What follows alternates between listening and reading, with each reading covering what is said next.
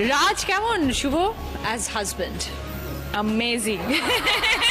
কি কি করে তোর জন্য?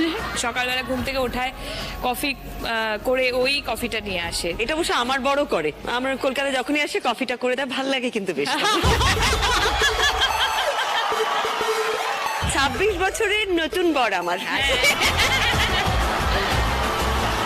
শুভশ্রী, নতুন সিজনে আমরা বাঁচতে চাই আর আমরা হাসতে চাই, তুই আজ কতটা হাসবি বল?